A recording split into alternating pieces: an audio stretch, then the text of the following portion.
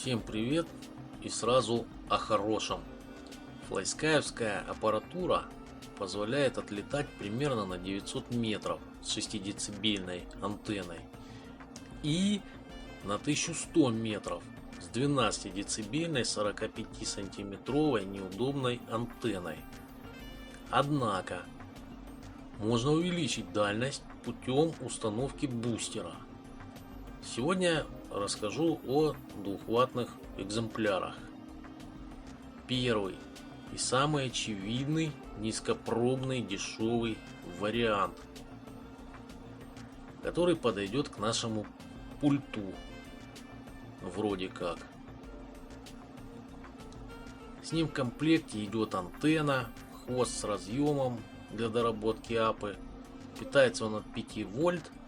И лепится переходником RPSMA Mail to RPSMA Mail. Собрал по классической схеме, без антенны не включал, напряжение не превышал, но эта скотина сразу же разогревалась до беспредела, и короче он сдох от перегрева. Обвинив во всем произошедшем себя любимого, я заказал еще один с 5-вольтовым бэком на 3 ампера. Через месяц он приехал, я его подключил, и результат тот же. Смею подозревать, что вот эти вот бустеры полное фуфло. Пишите в комментах, если нет. Микросхемы усилителей SIG2576 лежат. Еще не перепаивал. Кому интересна тема ремонта, пишите, сниму видос. В общем, 2 дохлых уже есть. Заказал третий. Он чуть дороже и уже не похож на кусок говна в термоусадке с беспонтовой наклейкой. Тут даже есть бонусы, один из которых питание от 5 до 15 вольт. Значит, мне нужен бэк. Но есть неприятный бонус. Это то, что нужен переходник SMA Mail to RPSMA Mail. Согласно замыслу разработчика, разъем паяется на плату СВЧ модуля, а мой пульт уже переделанный, и вариант такой, что я сходил нахрен. Точнее, бегал как идиот по Краснодару, искал переходник. Ну, конечно же, нашел, раз вы все это смотрите. Теперь забегая вперед. Вторая часть видоса планировалась с этим 4-ваттным усилителем, с какими-то своими приколами, страшными кадрами, с осциллографом, питанием от 6 до 16 вольт. В общем, классная штука. Но, наверное, его не будет. Походу, его завернула таможня. И раз уж меня понесло, видеосвязь неплохо бы усилить. Усил с 600 милливатт до 4,5 ватта. Все это оборудование тоже было в пути вместе с усилителем 4-ваттным радиолинка. И, как вы уже знаете, его тоже завернула таможня. Так как это первая часть видео получается конкретно о бустере на 2 ватта, то я не смог не поделиться первыми впечатлениями. Итак, изделие приехало в картонной коробке, которая удобна для транспортировки к местам полетов, и которую в нее влазят аккум, провода с индикатором поля, антенна и сам бустер. Как я и сказал, переходника на модифицированный пульт нету, зато есть красные затычки на разъемы и огрызок кабеля RG178 с разъемом, который вам не поможет. Само устройство ощутимо тяжелее, что возможно означает, что греться должно меньше. Друзья, скажу сразу, такой переходник из чип-дипа не подойдет из-за выступов, не дающих хорошего контакта. Однако это обстоятельство не помешало делать предварительные замеры мощности. 300 единиц это была дистанция около 900 метров. И 1100 с длинной антенной. Ну в общем, перекручиваем, меряем с бустером. Итак, в пике около 1000, что примерно в 3 раза больше. Есть все основания полагать, что это победа.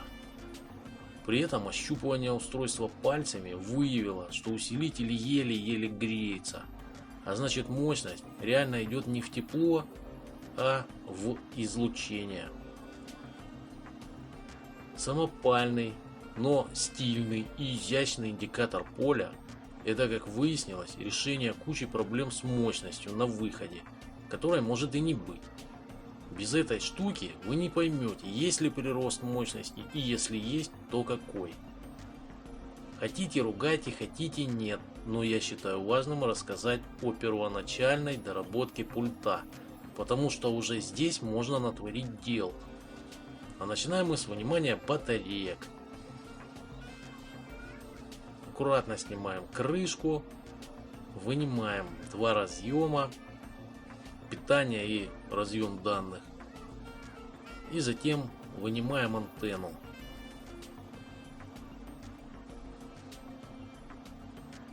Поправьте, если я не прав, но чем толще, тем лучше. Это я про кабель от СВЧ модуля до разъема. Провод RG316, как мы знаем, нереально крутой, и я бы рекомендовал сразу приобретать его вместо волосины, которая идет вместе с бустером. У меня выбора нет, ставлю то, что есть.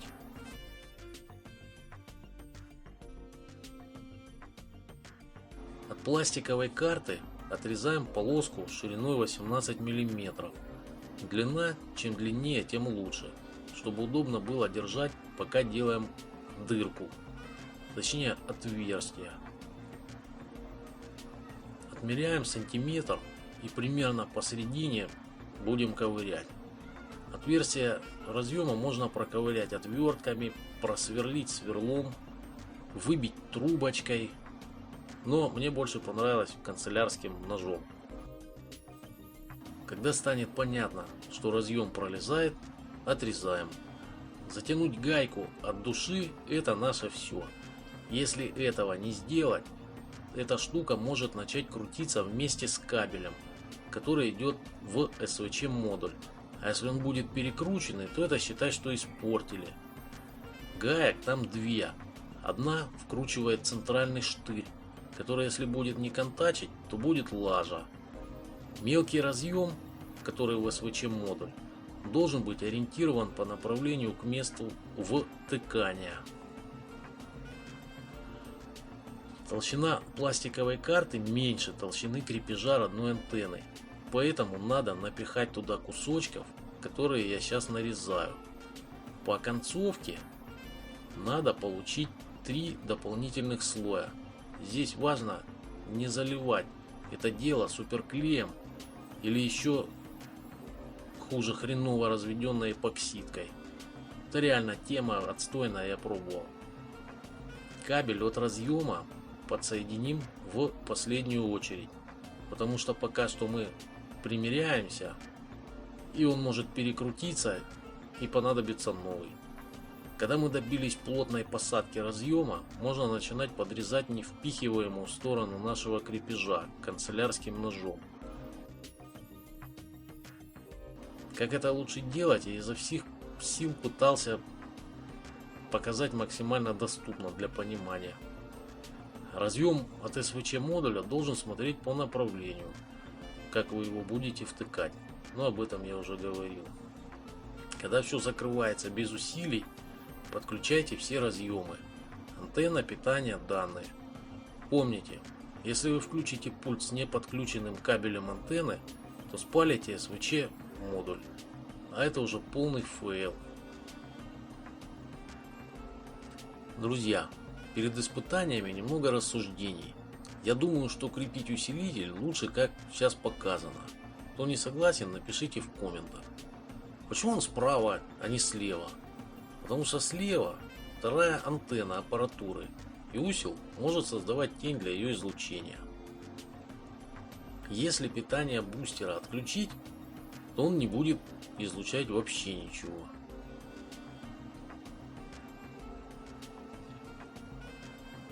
Вторая антенна работает всегда, и это хорошо.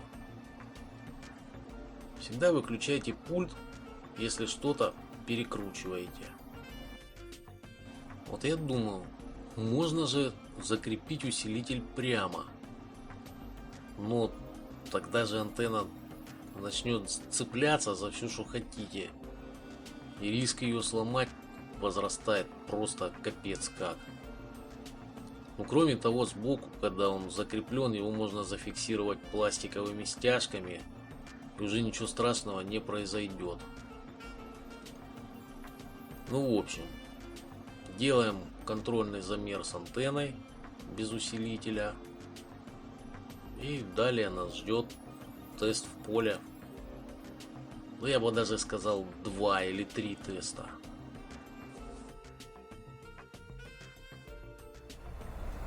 В общем, блин.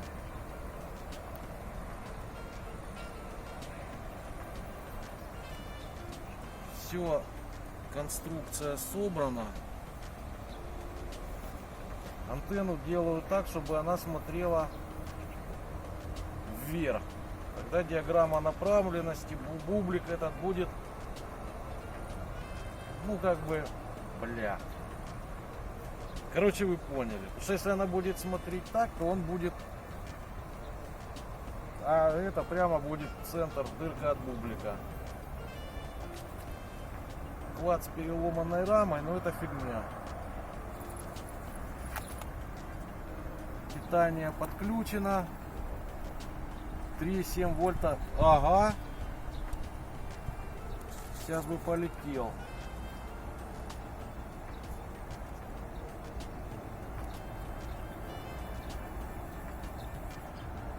Как много всего,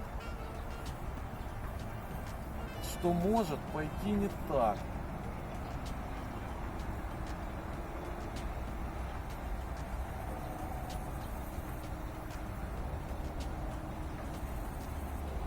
Вот эти разъемчики GST, их надо дотыкать. Я перебиндил пульт на большой квадрокоптер.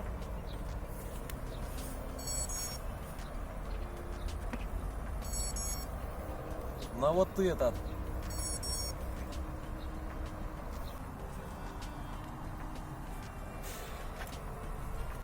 Все не слава богу.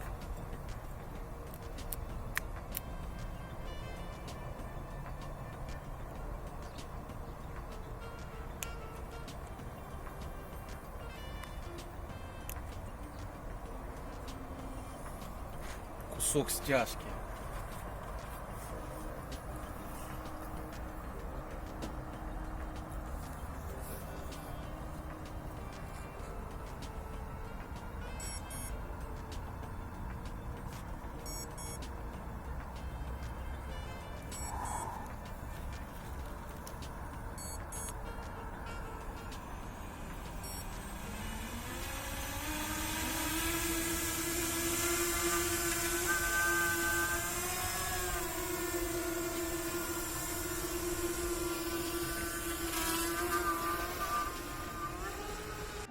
Поле, как видно, заросло, и если квад грохнется, то искать его будет сложно. Проверка возврата, и полетели. Я буду включать перемотку. Собственно, нас интересует уровень RSSI, который мы видим тут, и дальность, которую мы видим вот тут.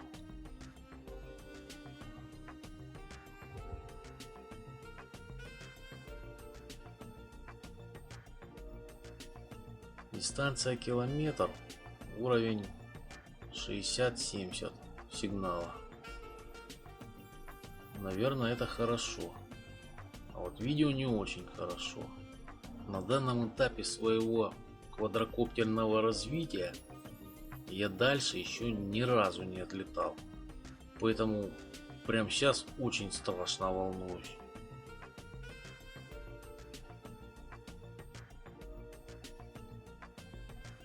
Полтора километра. И в порядке выпендрежа я решил снизиться.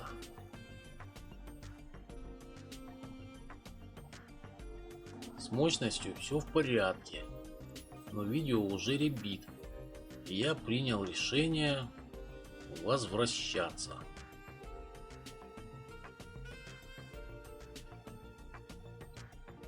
То, что начало происходить дальше, иначе как тупостью не назовешь. Короче, я пока прикуривал, квад набирал высоту, но при этом его относило ветром.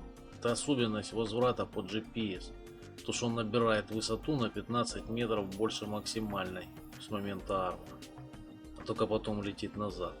Ну так вот, а потом я его случайно задизармил и нехило упал. Чтобы вы понимали масштабность эксперимента, точка старта вот там находится, где лесополоса, а точка приземления на шифер вон там.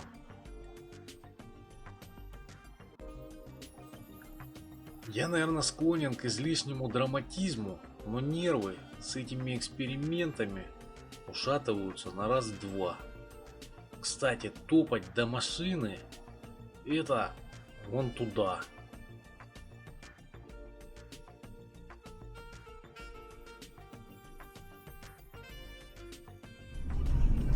Километр 800, короче, он еще управлялся. Потом упал. Засрал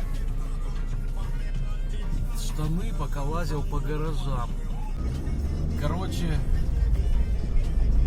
наверное, может такие далекие вот эти полеты с этими нервами, хождениями по пеклу, выклянчиваниями лестницы.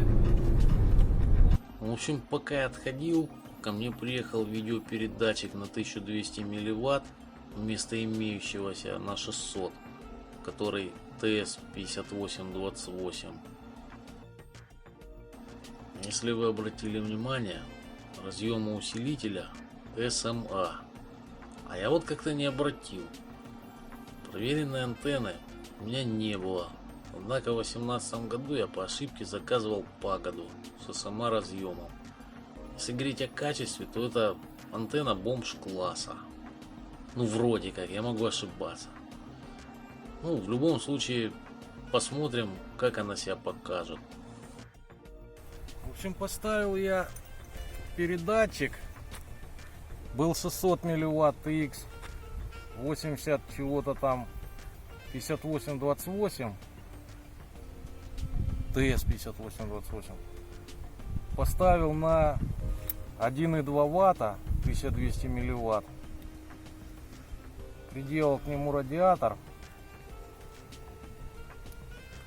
То есть можно полететь подальше, не боясь, что видео оборвет. Собственно, наш усилитель двухваттный. Все готово. Батарейка подключена. Не уверен только в аккумуляторе, хватит или нет. 4,5 километра я летал. А если отлететь на 3 и потом вернуться, это 6, хер его знает. Ладно, в общем, сейчас посмотрим.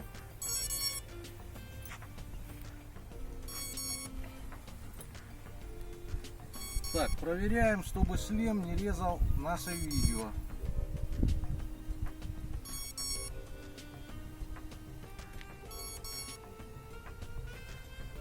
Вроде не режет. Все как обычно. Отлетаем на 100 метров, проверяем возврат и летим на дальняк.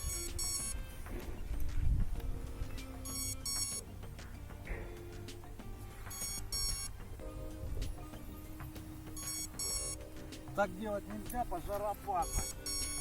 Тут, кстати, поле убрали, вон комбайн ездит на поле.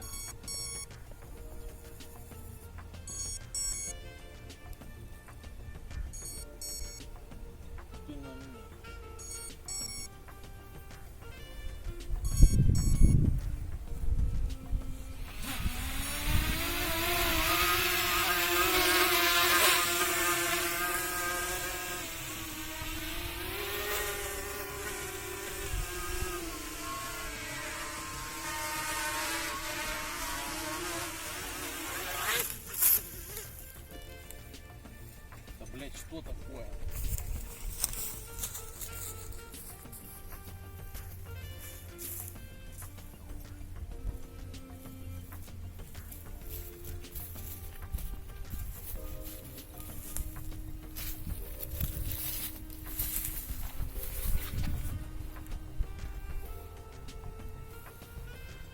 Это была проверка, как он выдерживает падение. Мы же это вырежем, да?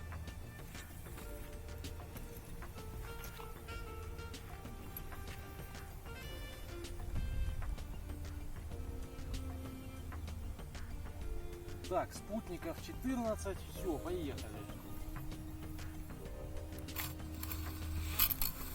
Аллея.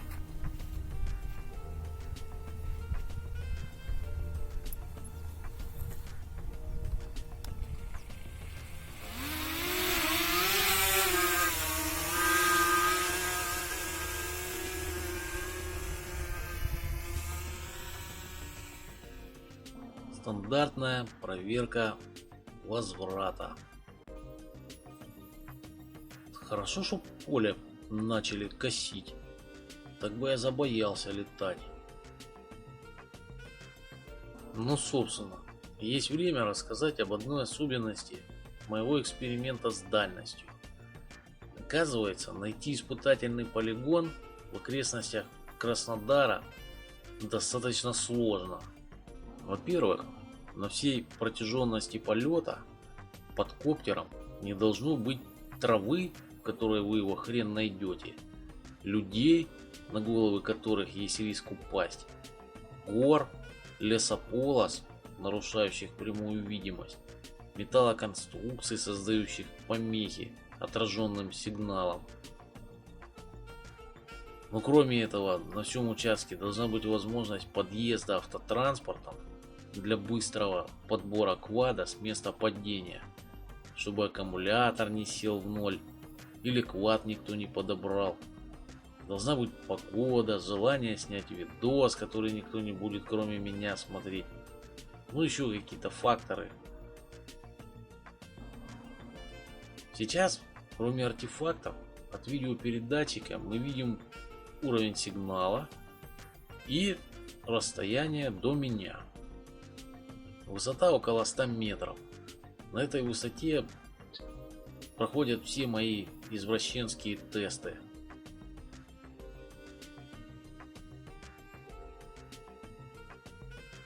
Два километра, и я начинаю нервничать. Качество видео такое, потому что, не знаю, может так и должно быть. Может из-за дешманской антенны. Короче, клацаю возврат, и результат 2340. Вот он наш RSSI. Объяснить такое поведение можно изменением положения антенн при развороте, антенн радиосвязи. А вот помехи в видео мне непонятны. Если кому-то интересно, закажу для тестов антенну не за 150 рублей, а за 500. Пора делать выводы. Итак, за штуку 650 мы имеем двухваттный усилитель, который свободно может летать до 2 километров. А с нормальными антеннами, я думаю, 2,5-3. Он не греется, как печка. А точнее, не греется вообще. Ну, то есть штука классная. В любом случае, если вы приобретаете усилитель радиолинка, то вам необходимо усиливать и видео. Здесь экономить на антеннах я крайне не советую. Я уже начал делать видос про тестирование видеопередатчиков TX805 на 800 мВт и AKK X2 Ultimate на 1200 мВт, на котором летал сейчас. А вообще дальние полеты связаны с трудностями, которые могут доконать ваши нервы. Ну а собственно на этом все. Всем спасибо, пока.